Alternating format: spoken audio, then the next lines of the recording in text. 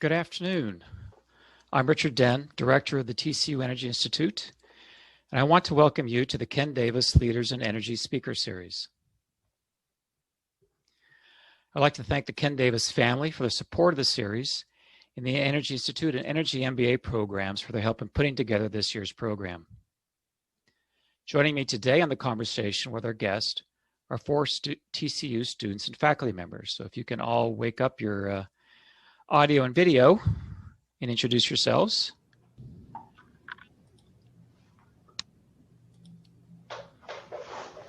Hi, so my name is Ahmad Adianju, currently studying my Bachelor of Science in International Managerial Innovation, minor in energy, and I'm an undergraduate. Hi, I'm Jenny Whelan. I'm currently studying my Energy MBA at TCU. Hello, I'm Dr. Isaias Gabriel-Michael. I'm an assistant professor at the Department of Geological Sciences. Hello, I'm Gehendra Karwell, assistant professor of environmental sciences at TCU. I was born and raised in Nepal and witnessed some of the issues that we saw in the movie. There were times when there was more than 18 hours of load shedding a day when I was a student. And of course, things have changed in the past few years or so in terms of public access to electricity and energy in Nepal. And looking forward to this discussion today. Excellent. So that's our panel for today. If any of you in the audience have questions for our guest, there's a Q&A button down at the bottom of your screen that will allow you to submit questions that we will compile and get to as time permits. This year we'll be focusing on raising awareness of the global issue of energy poverty. There are an estimated 800 million people who do not have access to electricity, and more than 2 billion people who rely on soot-producing fuels like wood and dung for cooking and to heat their homes. Our guest today is Scott Tinker, Director of the Texas Bureau of Economic Geology and CEO of the Switch Energy Alliance. I'll give you a little piece of trivia here today. Both Scott and I are alums, so to speak, of Marathon Oil, although we didn't overlap. Scott's film that we're going to be talking about, discussing with him today is Switch On. And I think it does an excellent job of highlighting the issues of energy access, reliability, and clean cooking in developing countries. Welcome, Scott. So I'm curious, how did the state geologists of Texas become interested in energy poverty? Well, thanks for the welcome, and it's really good to be here. I really appreciate the invitation and glad to be joining you today. It's a long trajectory, I guess. I was actually in the oil and gas business for a lot of years, 17 years, and I came to UT 21 years ago at the Bureau and got quite interested in global energy along the way. In doing that, we made our first film, Switch, with Harry Lynch, who's the partner in all these things of mine. He's a filmmaker, director, and producer of all things Switch. So we made that film, Switch, where energy was the star, and he went off and did some really cool things on mental health over the intervening years, and I kept blathering on about energy and realized that our first film had left out about a third or more of the world, those who didn't have much energy or any energy at all. So I got back together with Harry and I formed a 501c3 and we decided to make another film and do a bunch of other things as well, which we might talk about if we have time, but that really looks at the great challenge of energy access or energy poverty. And depending on some places, energy inequality, depending on how you look at that. So that's how it was the progression for me, and here we are. You know, we took 3 years and filming and post-production and released the film this year.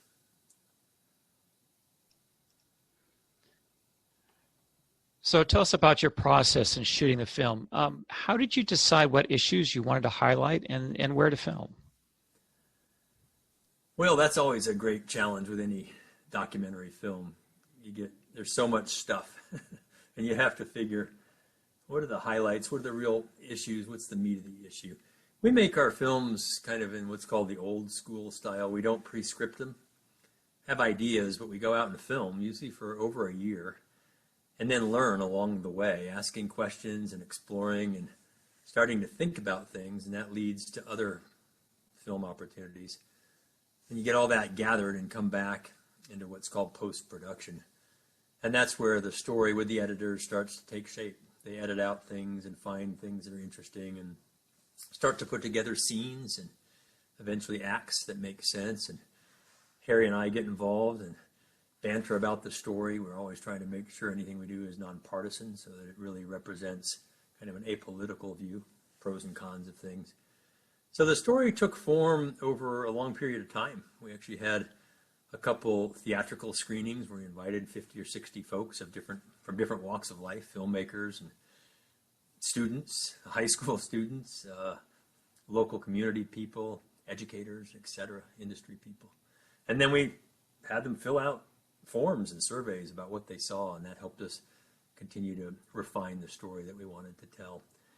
So throughout that process, we really decided that there were three big areas of energy access or energy poverty that we wanted to focus on. That was the indigenous or rural, last mile, off the grid kind of challenge. The challenge of under the grid. So electricity's over there, but you can't get it or you can't afford to get it. As people move like 100 million or more every year to cities in the world, oftentimes they can't afford the electricity in the cities. So that was another big area. And then the third one, of course, was the clean cooking. It just affects so many people in the world, and it's one of those who knew moments. But how many people get severely ill or die from just breathing smoke in their own homes? So those are the three areas, and again, that story evolved as we went on through pre-production and then production and then post-production. To me, you look at the staggering numbers, 800 million don't have access at all. Billions have the issue with clean cooking, like you mentioned. So it's really easy to get overwhelmed by these huge numbers and forget that there's actual individuals whose lives are just as meaningful as ours. Mm-hmm. You spent a lot of time interacting with a number of families. Tell us about that. Yeah, it's the numbers are staggering, and when you start thinking in billions, geologists pretend like we can do it, but I think even we struggle. Economists think in trillions, but I don't think they really get that either. They're giant numbers. And even interestingly enough, Richard, when you say we now have only 800 million to 1 billion people without access to electricity, it's down from about 1.6 billion just a few decades ago. That access isn't like we're doing. They're not Zooming with 100 and something people on a call. There's not enough electricity for a dishwasher or a dryer or an air conditioner or heater. It's minimal.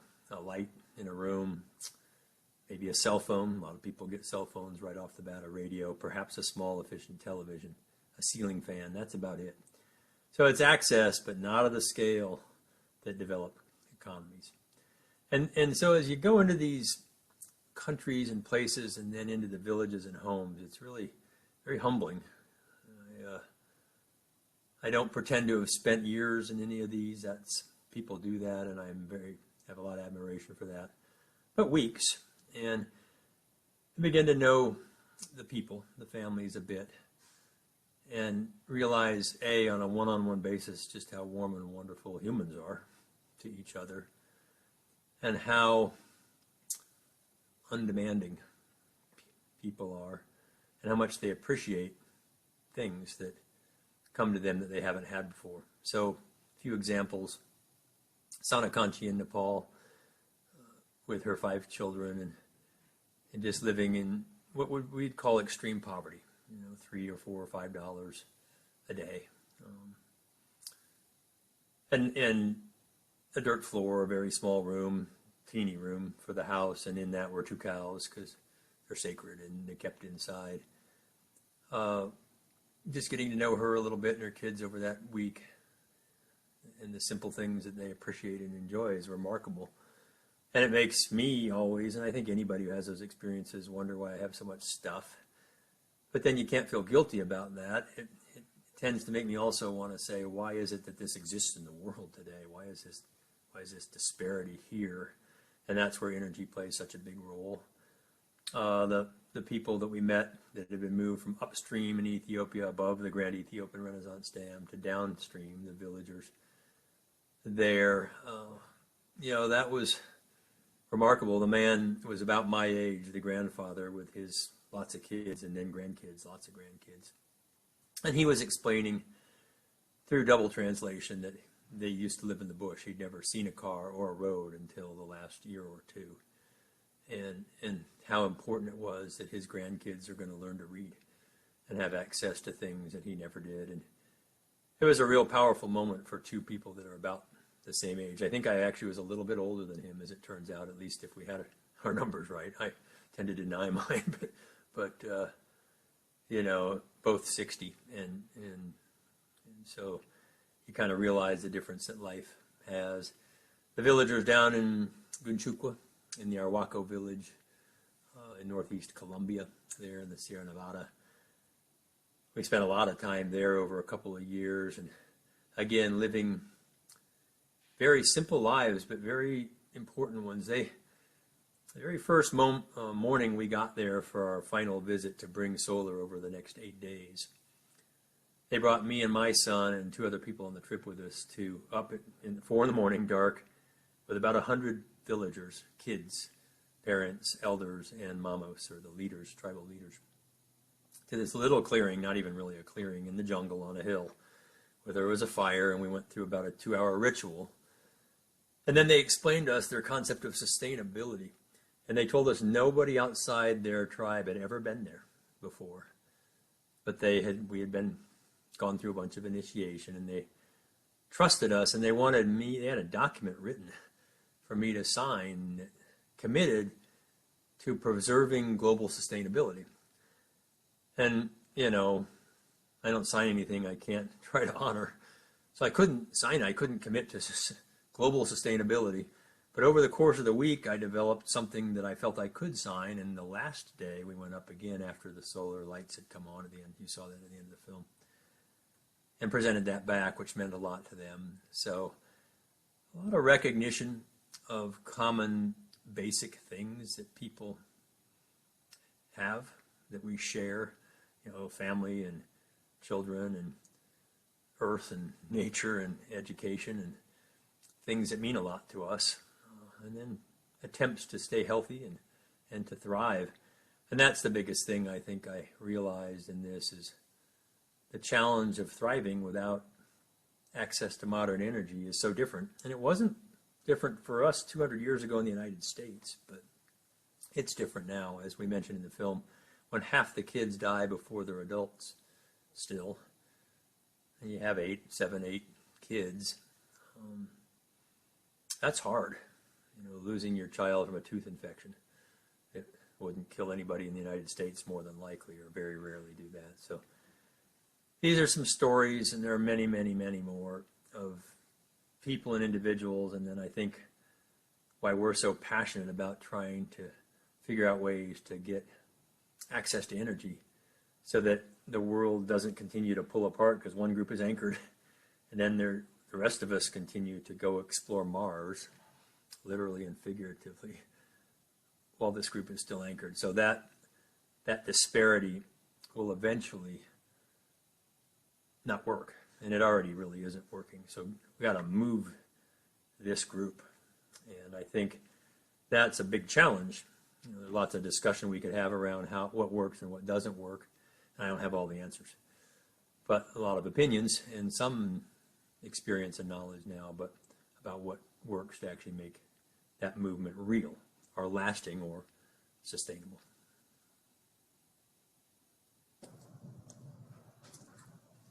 Dr. Tinker, our next question is, in the film, you met with groups of indigenous people in Colombia and Africa. They seem to have a very different reaction in regards to their access to electricity. Could you explain your experience and how that differed? Yeah, it was. And even though, and then you saw in Vietnam as well, when I asked if they had electricity as kids, and they started laughing. Of course we have electricity. And the real translation of that was, we're not Hicks. We didn't put that in the film, but in Vietnam, that's what they said. What do you think, we're Hicks? You know, of course we have electricity. We've had coal for a couple generations now. In Africa, it did vary quite a bit.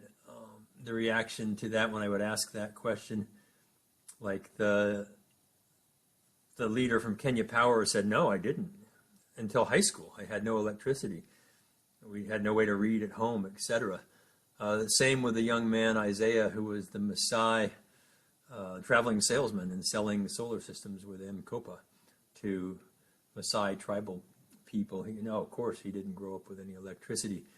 But the access to it now is something that they are so in need of and wanting. Okay. Now in Colombia and South America, it was a little different. They knew they needed it, but mostly because their young people weren't coming back. They were leaving and not returning to the village. And so culturally, they wanted to maintain their tribal cohesion and culture and knew they needed to begin to have access to lighting at night. There are mud huts and thatched roofs still, but lighting at night and a ceiling fan and a refrigerator freezer for vaccines and other things. So I'd say it was a little more reluctant acceptance of what was needed. And then the kinds of electricity. There's a beautiful river there that we did the baptism in and swam every day, but they didn't want pico hydro. There were actually electric wires a few miles away. They didn't want to tap into that electricity. That came from a different source that wasn't part of their culture.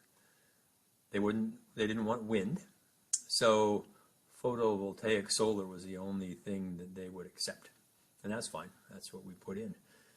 Although there were other options to that. So everybody has a little different reaction. I can tell you one thing that happens, though, every time. What do people get first in the whole world today when they get a little electricity, like a 40-watt panel on a roof? They get a cell phone. It's ahead of anything else. And it starts to allow for the kind of communication that we tribal humans like, but it also increases the awareness of what the world is like and what it's doing. And that awareness begins to change things. And I'm not saying all these cases are for the better only. I had moral struggles for sure, still do, about some places that I think were quite in balance with themselves and their culture and their nature and nature itself, but have said it's too disruptive to have all of our young people leaving. So it's not without challenge. It's not all positive, but I think overall, again, when you can begin to read, when you can get vaccines, when you get clean water from a pump, from a solar panel instead of a 3-mile walk, when you start to be able to grow food, when the rights and freedoms of women are better addressed because they're differentially disadvantaged. Women are going for the water. They're cooking indoors with fuels. They don't get to go to school sometimes when the men do, et cetera, et cetera. Immigration, migration, another big challenge of poverty, and then energy underpinning all that. So some really big issues in the world. And I think that really speaks to the different reactions that you rightfully observed from the different parts of the world today and getting some access to energy. The great challenge, of course, is once you start down the road, as I mentioned earlier, it's not the kind of electricity that you and I have. So you go from a distributed renewable system, for example, or perhaps distributed other kinds, or distributed natural gas or nuclear, like a small modular reactor potentially coming, things like that, to grid, connection from microgrids to larger grids to eventually regional grids that connect big power plants and other kinds of sources, and power plants of all kinds, some that are thermal and some that are motion, to make things stable. As you get used to electricity, we like it always on. We don't want it intermittent. We can't afford to have it intermittent. So that's very different from the first electricity most people get, which is extremely intermittent. It's on when the sun's out and as long as your battery lasts, etc. So it's kind of this evolution of access that happens and has continued to happen over now a couple hundred years. And that's going to go on globally. One of the issues that you raise in the film that I think often gets overlooked is the reliability and safety of electricity in more urban areas that are considered electrified. You think is this a big problem? I think you raised maybe 1 billion people or so are under these conditions. So what do you see there? Yeah. If you look in the urban areas, particularly given our demographics and migration now away from rural to urban globally, a lot of people in cities are living in various states of poverty. We have it in the US, but it's not as extreme. I was doing a seminar yesterday with a colleague of mine from India, born and raised in India, who didn't grow up with much.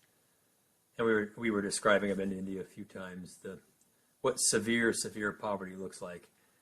And it's hard to describe it. You know, it's hard to describe it without actually getting kind of emotional about it when you see it. So when you think about cities in the world today, which in developed nations, over 80% of us live in cities now. In developing, it's only 30%. So you see China and other countries moving to cities. India, not yet. Still 35%. So 2/3 are still rural. It doesn't mean you get wealth when you move to a city. It just means you have access to the kinds of things that others have. But there's a big gap, or maybe better described, transition from getting there to having access to, including affording, the kinds of modern utilities that we all enjoy. And that's a challenge. That is at least 1 billion people that are living that way today. And they're juxtaposed with those who have it. So if you drive, like I've done several times, from the airport in Cape Town, South Africa, to the downtown, you pass a major slum, and there are signs on the freeway, do not get out of your car if it breaks down. And you see on the roof antennas for televisions, but it looks like the favelas outside of Rio de Janeiro, if you've been there up on the hillsides. They have the good views, ironically, it flips from the US, but you know, pretty extreme poverty. There's wires everywhere. A lot of it is stolen electricity, just like in Kibera outside of Nairobi that we featured in the film. It's stolen electricity, so it's dangerous and sold by the groups that are in power in those slums. But it's not safe. The wiring isn't good. It's often ungrounded. The people who sell it are often requiring payments that not everybody can make, so you get, held over a barrel, if you will. There's a huge challenge in all of this, and corruption is one of the biggest inhibitors of access to energy in the world today. Corruption at all levels. That Grand Ethiopian Renaissance Dam is a multi-billion-dollar project. It was a sole source bid to a dam maker from Italy. It was not competitively bid. And it's a beautiful facility, but, somebody was getting something there at one level and another and another. So every time I show this, I have people, particularly young people, come up to me passionately and write me from Africa and Southeast Asia, the Middle East, South America, even parts of North America, and Eastern Europe, and say the corruption prevents this. How are you going to fix that? And of course, I don't have answers, but I do believe that education, which we're all involved in, is a step towards addressing corruption, because we all become educated, begin to understand things, you begin to have opinions and want to be engaged in the local political process, and maybe even get to vote at some point. And it starts to change the dynamics of a lot of these autocracies. And they are autocracies. They are run by a leader who holds countries strongly. So I don't put it on communism or socialism or democracies that way. You can have autocracies in any of those systems, although they tend to be more prevalent in some than others. But it's a real challenge. And so distribution of electricity and corruption are some of the big inhibitors for that, particularly in the urban areas. Trends are good though. I think you start to see the stepwise progression that goes on when you have access to these things, and it matters. Just from that light at home and ability to read at night on up. Okay, it matters.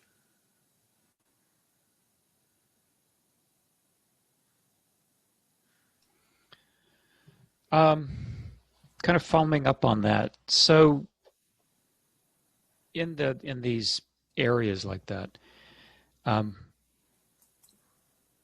we see a lot of coal being used.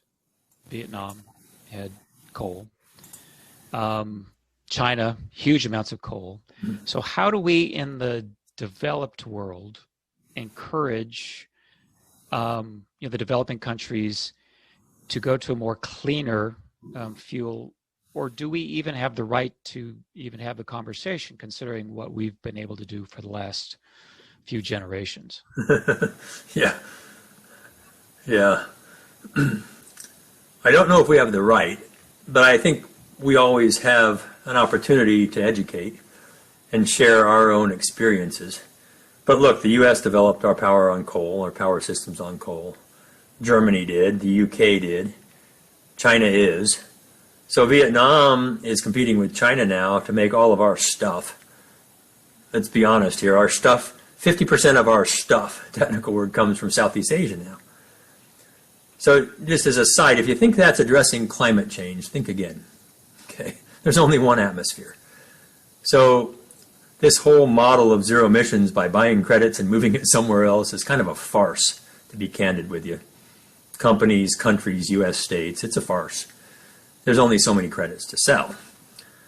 And because China alone, well, Southeast Asia now is consuming and producing more coal, 3 times more coal than the rest of the world combined, to power all the factories and manufacturing to send us our stuff. That's it. They have every right to do that. Now, optionality. We have gone way down in coal consumption in the United States. Mostly that's because natural gas has replaced coal in power generation. Also, renewable energy has grown mostly by state incentives or renewable portfolio standards and other kinds of things. We've become a little more efficient as well, doing more with less. So those are the 3 big wedges. The biggest one, gas replacing coal, renewables, and then efficiency. And then the 4th wedge, which isn't real for climate anyway, is moving it over there. This little shell game. Terrific. Germany has done that as well. And UK is doing it. So do we have the right? No, but we have certainly a platform to help educate, to accelerate through that. Is it going to take a while? Yes. I mean, just because the chairman of China spoke to the UN 2 weeks ago and said China will be zero emissions by 2060, it doesn't mean it's true. I'm sorry. It's not true. Okay, and what do I mean by that? China are building more coal plants now than they have.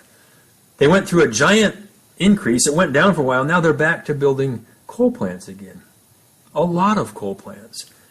And competing with their neighbors to maintain affordable, available, reliable electricity. These are 60 to 80-year plants. They're not going to close them in 40 years. Unless something, a black swan event could happen for sure, where something comes along that we haven't anticipated, fusion works, and people do it. Or, China's building 50 new nuclear reactors as well. Big hydro dams, natural gas plants, renewables. Just a massive demand there, and Southeast Asia is growing right along with that. So we have to be, willing to say, no, you're not, to big tech when they say they're going to be zero emissions. They're buying credits, and so maybe there'll be zero emissions. But let's arithmetic matters. The demand for electricity in the world is growing faster than renewable energy, solar and wind, not waves and tides, which isn't much today. and not hydro, that's a different thing, but solar and wind.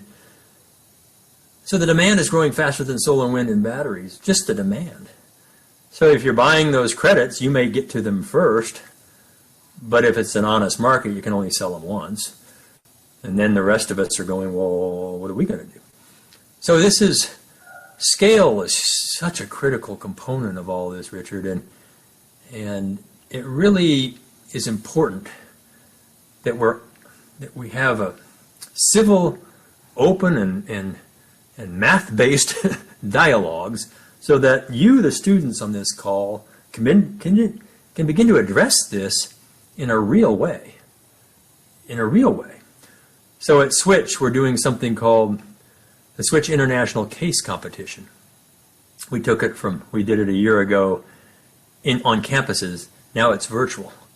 And we were hoping to get 50 universities from around the world. We closed it Monday with 260 teams from 37 countries competing for $10,000 in prize money. We have 150 volunteer judges from around the world. Our mentors, one for each team, and judges. It's a remarkable.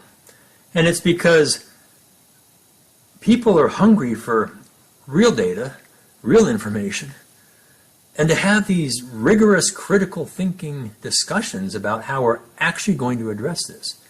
And if you've listened to the presidential and vice presidential debates, they're not rigorous and they're not critically thinking about energy. They're not. Any side of it, okay? And we've got to expect more than that, so that we can actually begin to solve these things for real. And if we don't, not just the climate, but other things matter too. I think about the environment in 4 pillars: the climate, the atmospheric emissions, the local air emissions, like we featured in Switch On, land use, and water. Those are the 4 pillars of the environment. And no form of energy at scale is perfect for any of those, for sure. Some put out a lot of atmospheric emissions. We're pretty familiar with those. Others consume a lot of nature. The mining and the manufacturing and the landfill disposal of batteries and solar panels and wind turbines, because these collect low-density energy. So these simple machines, panels and turbines and batteries, to collect the sun and the wind, which themselves are renewable, the sun and the wind, but these simple machines, they're mined, they're manufactured, and they're put in landfills, and then it happens again because they wear out. So that's not renewable. It's just a different way to take Earth resources and collect energy. We've got to be really candid about this so we can think about what makes sense in the future. Otherwise, we're on this good and bad, clean and dirty mantra, which doesn't work, okay? It polarizes us, and it doesn't work for any component of that whole energy system. And I get accused of all sorts of things when I give that little 3-minute speech in some form, and that's fine. You know, I'm happy to take that and then have a civil conversation with you about those topics, because they're so important as we go forward. And coal is the biggest one. So back to your original thing, how do you accelerate through that, or how do you share that? You give optionality. What are the options for Vietnam? Well, they built all the hydro. And it's a long, narrow country, about 1,000 miles of jungle on the coast. They're not going to cut down the jungle to put up solar panels and wind turbines. It's not going to happen in Vietnam. So they're looking at natural gas, coal, and nuclear. Nuclear is pretty dumb idea there. It's kind of near the ring of fire. There are earthquakes and tsunamis, like in Japan and New Zealand and other places. Coal they're doing. They have a lot of it. Natural gas they could do as well. They can't develop their own as much, but those ports that are moving coal all around the country could bring in LNG. So there's some options there. Lower emissions, sulfur, nitrogen, mercury, particulates are all much better with natural gas than coal. It's not perfect, but way better. So, you know, you can start to talk about some of these. India, it's vital that India has this conversation. We were just creating a set of questions for another thing we're doing in Switch called the Switch Classroom for high school AP Environmental Science classes. 600 teachers have already signed up. And I made a graph of the coal use of China, the US, and India. And the US and India are way lower than China. But India is on track with 1.2 billion people to where China was 40 years ago, as the coal is steadily rising. Will it do what China did? Or can we get options there? Nuclear, natural gas for baseload, renewables, etc. So these are vital conversations to be having today, but in an honest way. Otherwise, you force premiers to go to the UN and say things like, we're going to be zero emissions in 40 years. And nobody giggles because they're polite in the UN. But they should be giggling. And not at the chairman, but by statements like that. Okay? We've got to have the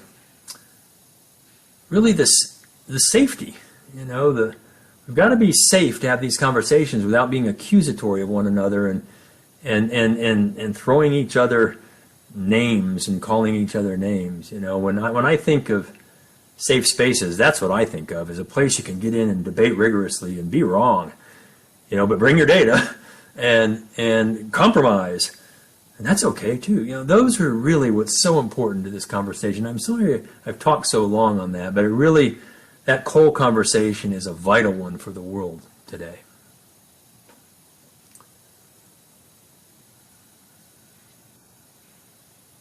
I'm at net zero. So I see net zero energy or net zero emissions. Net zero emissions. If I said net energy, I did not net zero energy, but net zero emissions is what I meant.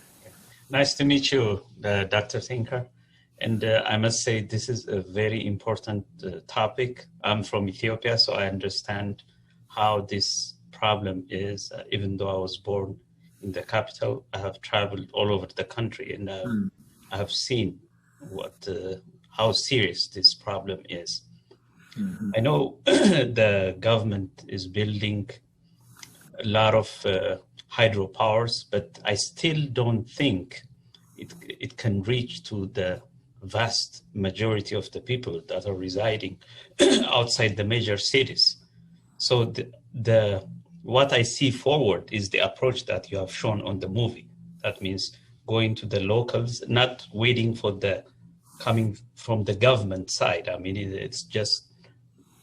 it's not even feasible. I mean, how can the government can reach out to such majority areas? So I don't see it.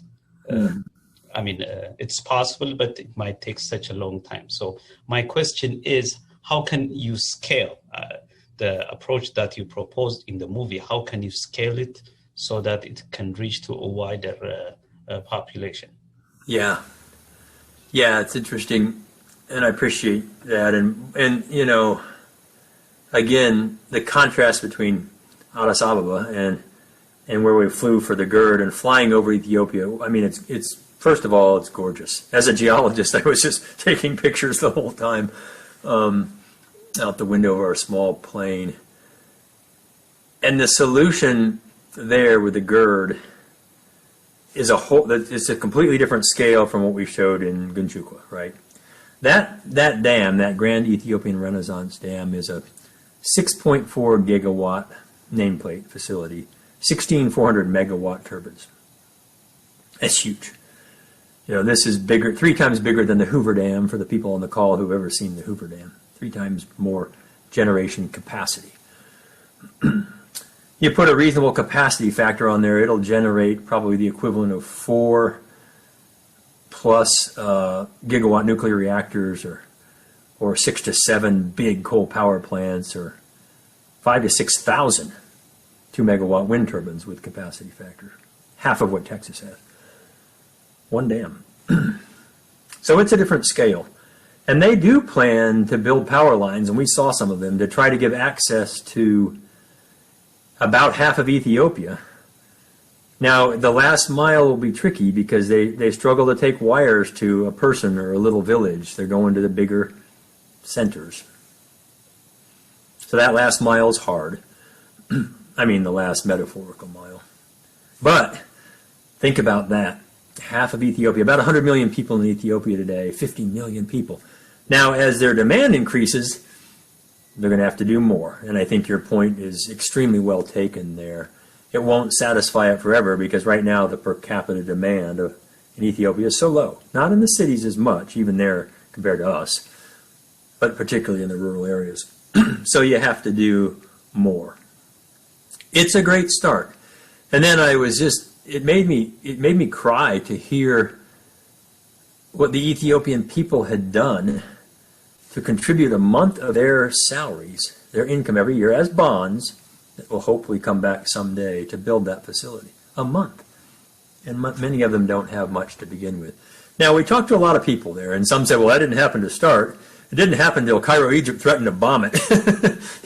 So Egypt said, we don't like that. That's our Nile. Colonial law gives us the Nile River. And Ethiopia said, well, it's kind of in our country. And I don't mean to make light of it, but it's pretty interesting. And Sudan sits in the middle, meets the Blue Nile, meets the White Nile, and flows north to Egypt. A lot of geopolitical interest there, and it's changed the balance of power, the conversations that are happening. And I understand even Ethiopia might sell some of the electricity to neighboring countries and across wires to southern parts of Africa, sub-Saharan Africa. So there's revenue there as well. So this, to me, is a good start. It's a scalable, affordable, zero emissions solution using its own resources. Obviously not perfect. And we interviewed a person who was talking about siltation and fish and moving the villagers and that kind of thing. There's always a downside. You got to look at the upsides. So what comes next?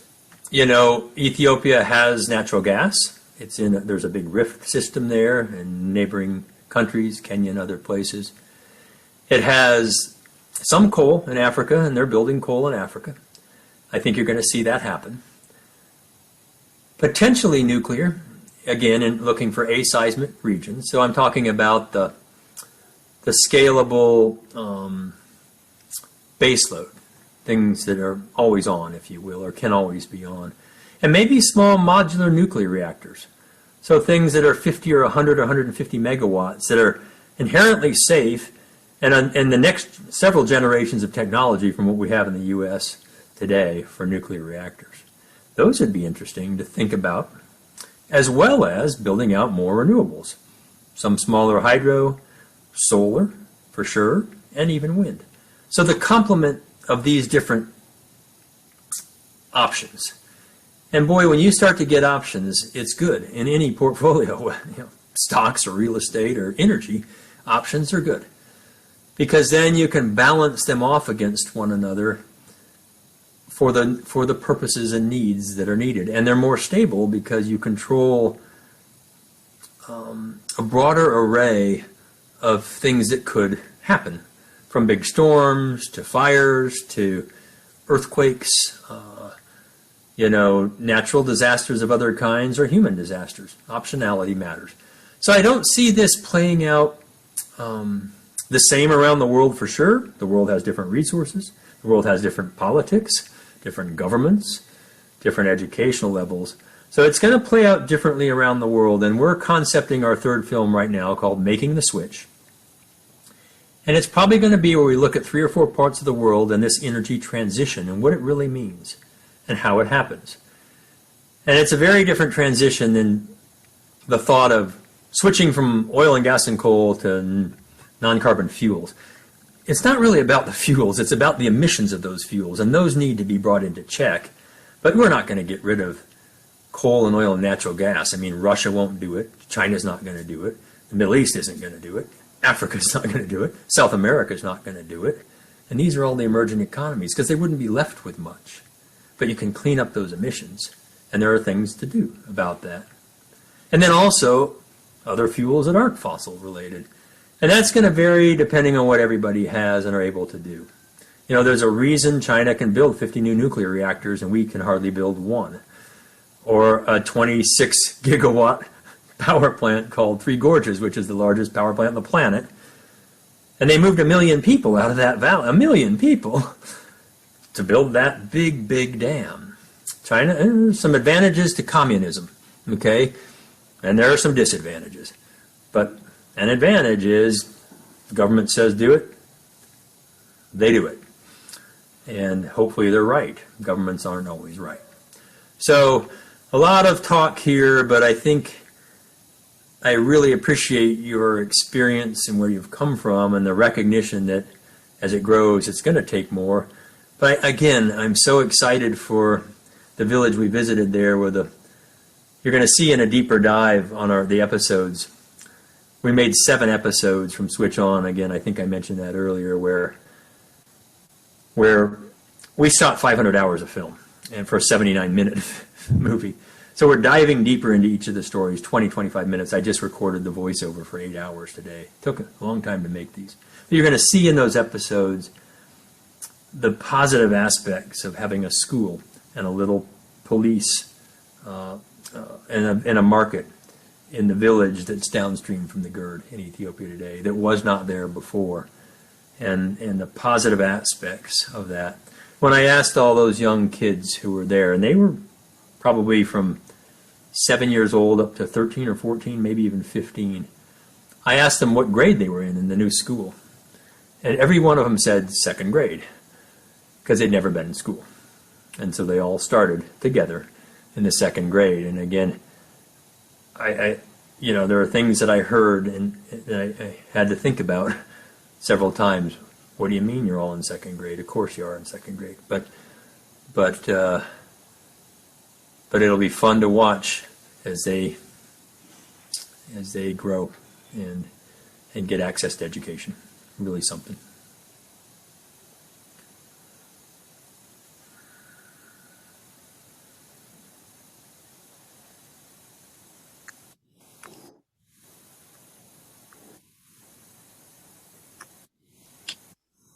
Hi.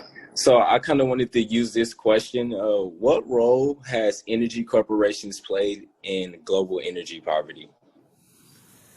What role have they played? Well, there's positive and negative. So I think it's mostly positive. Global energy corporations, which include, of course, coal companies, power companies, nuclear companies, oil and gas companies, now solar and wind that are growing bigger and bigger, and in geothermal a little bit, other renewables, waves, tides, etc. Mostly positive.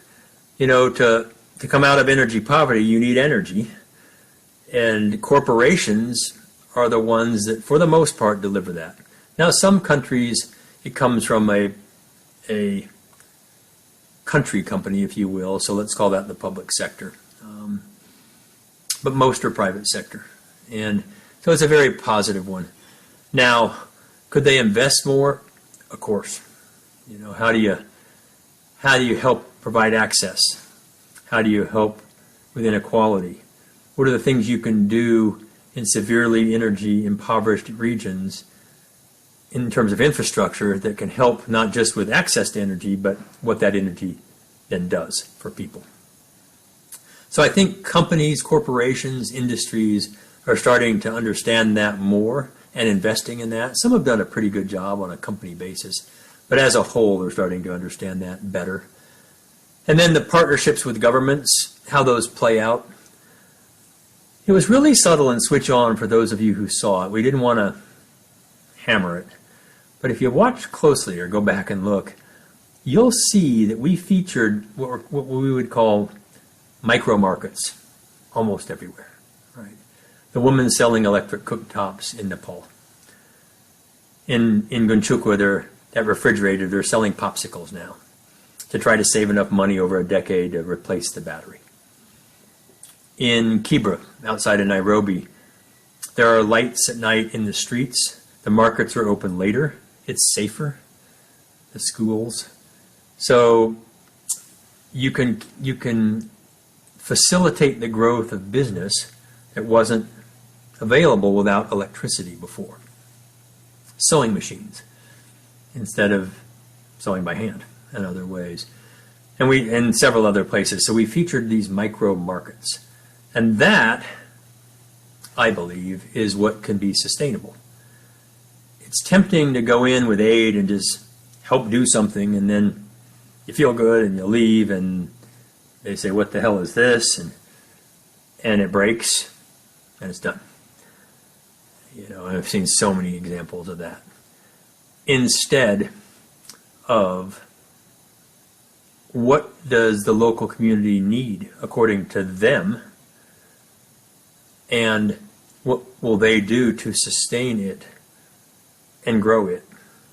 And then, that, you know, I've used this metaphor, it's whatever, the learning how to fish, it's so powerful as compared to the gift of fish. And those markets matter. So the corporations, if you will, are the ones that grow up. M-Kopa in Kenya, that didn't exist not very long ago.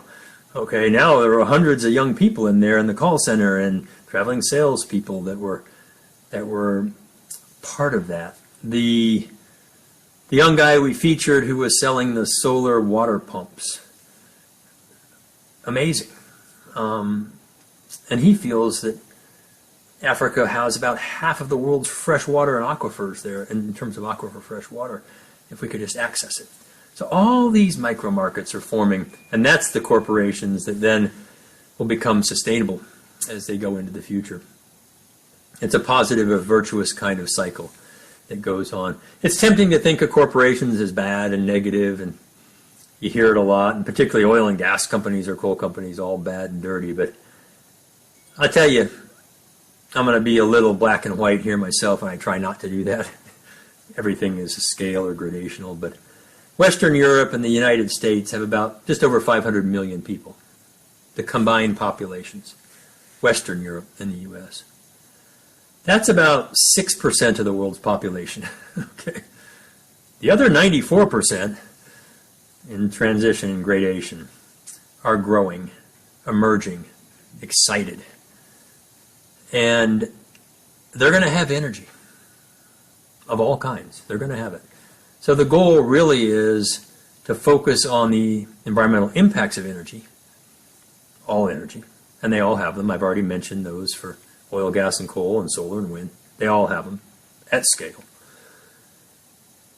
So focus on that, but also the benefits, you know, the things that energy brings to lives that allow us to be who we are in modern economies, adapt to our environments, which we all do. We don't even know we are anymore when it's warm in the wintertime inside and cool in the summertime. We just are used to it. We don't appreciate it. We expect it, okay? And back to an earlier question, I think that's the thing that is the hardest to always remind myself and others is a lot of the world doesn't have this. They don't live this way, okay? It's challenged, and that matters. And there's enough energy to do this. There's a lot of energy in the world. So we got to get off this whole focusing on the fuels, the kind of fuel, that big war between clean and dirty, and really focus on fit-for-purpose portfolios and removing the environmental impacts of all of them. And one of the biggest, I'll just bring it up here, I mean, I'm very concerned about batteries. I'm not going to kid you. Arithmetic matters, okay? I like mining. I'm a geologist. I don't have any problem with mining. But to make batteries, you mine a lot of stuff, okay? We have billions of batteries today, 10 billion, maybe more for our cell phones, and maybe 20 billion. Electric cars, electric vehicles. I'll ask you this question rhetorically. How many batteries are in a Tesla S? That's the nice sedan, the four-door sedan. It's a beautiful vehicle, by the way. How many batteries are in it? How many lithium-ion batteries that are 3 inches long, an inch in diameter, cylindrical? There are 7,100 batteries in one car. Each of those is bigger than your cell phone.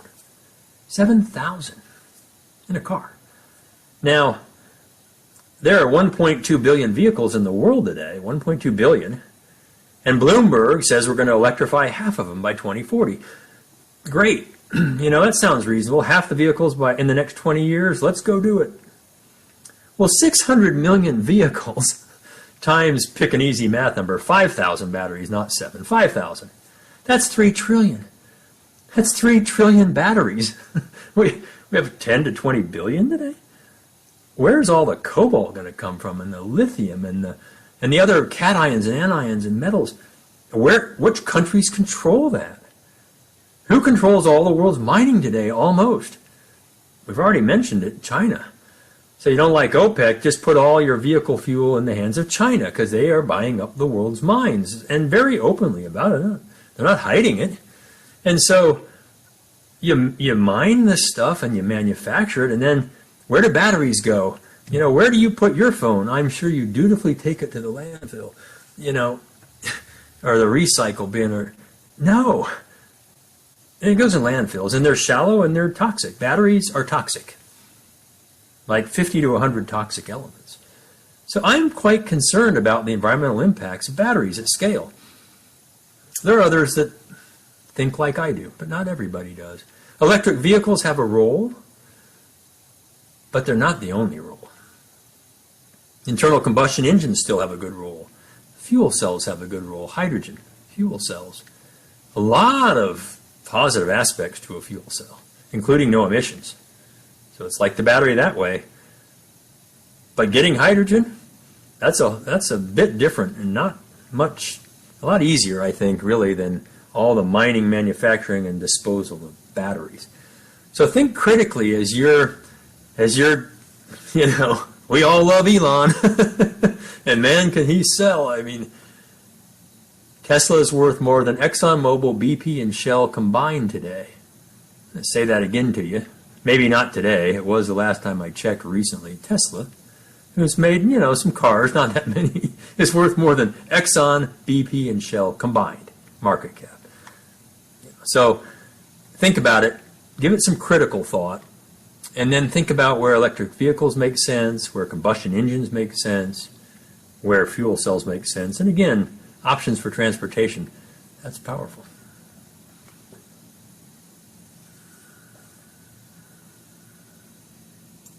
Dr. Tinker, my question is about energy poverty and climate change in the context of hydropower in Nepal. You know, in Nepal, almost 100% of electricity is from hydropower. There are thousands of micro hydro projects funded by World Bank, and they provide energy to about 1 million people in rural Nepal. So all these projects are based on the snow-fed runoff river schemes. So given the anticipated challenge of climate change with seasonal rainfall pattern, unpredictable and snowmelt, do you think developing countries like Nepal are prepared for this kind of challenge, and then not going back to the energy poverty of last few decades or so? Yeah. I don't know that anybody's prepared for it, you know, and I think we're trying to get prepared. And that's from developed all the way down to developing. The impacts of climate change are going to vary geographically, for sure. Not all bad. You know, change is never all bad. There are going to be places that are advantaged by increased rainfall, others that are severely disadvantaged. Certainly coastal cities, coastal island nations, etc., with continued sea level rise, but you know, that may accelerate at some point. Right now it's just steady rising, but may even accelerate. And other kinds of things, you know, whether storm intensity starts to really progress, etc. So with the, you know, melt from the Himalayas and the beautiful mountains when we were there, it's phenomenal. And hydro as the main source. I think Nepal needs options. It needs to add to its portfolio of energy options, and it can. You know, it's not limited only to that. And you saw India sending natural gas for LPG and clean cooking, but there's other sources of natural gas as well. I hope it's not coal. There are potentially places in Nepal, though it's pretty active seismically as well, where you might be able to do some small modular nuclear reactors. And then growing a broader solar and wind portfolio would be helpful too. So it has to, like most countries, they have to think about the mix of options, and then where they can access those options as they go forward.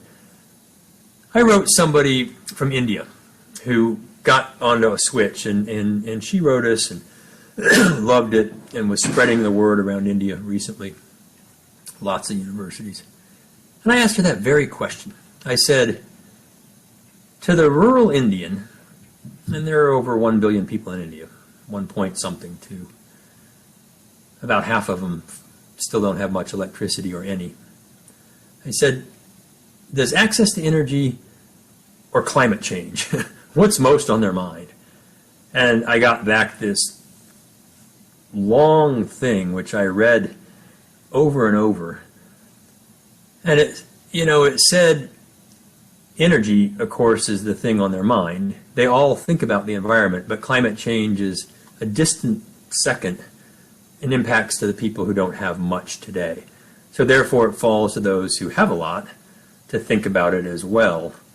But as we think about it, we have to be very cautious not to impose our solutions, which have already gone through all of our transition. Because you could end up hurting the very people you're trying to help more than you would otherwise.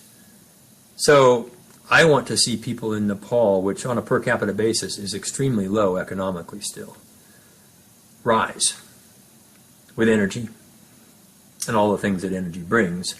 It's not going to be perfect environmentally, but here's the trick. And if you haven't read Michael Schellenberger's new book, I recommend it. Apocalypse Never.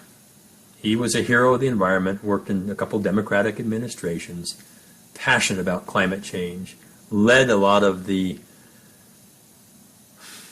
climate change conversations, really. Oh, and he calls them now alarmism, climate alarmism, his terms. And he's written a wonderful, extremely well-referenced book, 100 pages of detailed science and nature article references in it, about his feelings now about the impacts of climate change and where they matter and where they don't matter as much as is being portrayed. He's not the only voice, but it's an important voice because he came from a very different place.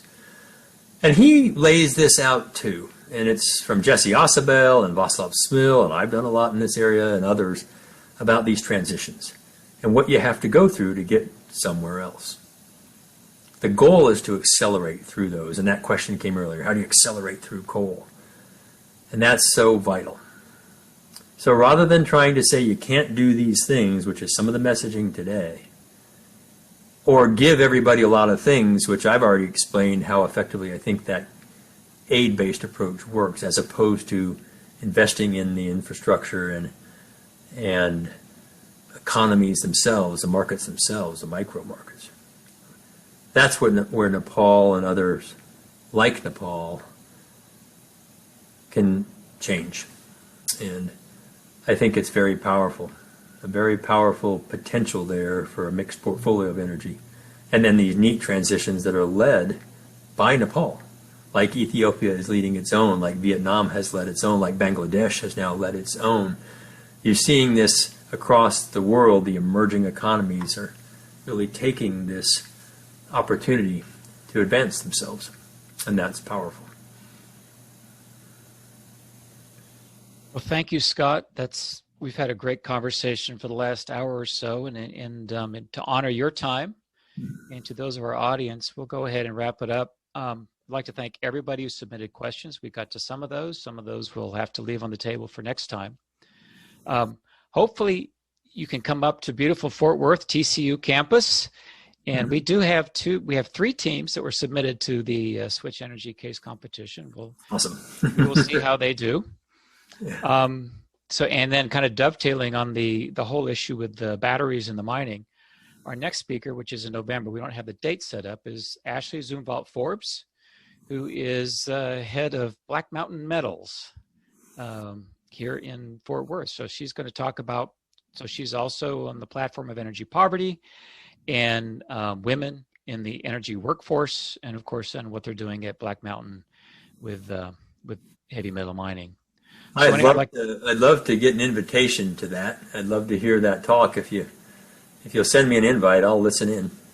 That would be great. But definitely, for those of you who are still with us, we had well over 100 in attendance today, which is pretty good for our Ken Davis speakers. And we invite you back again. We'll get you a note out sometime in November. we will then have that conversation with Ashley Zumwalt Forbes. Anyway, thank you again, Dr. Scott Tinker, and thank you everyone for attending. And we'll look forward to you in a month. Thank you. Sounds great. Thank you. Keep up the great work and good luck in the competition. All righty, thank you. I hope it goes well.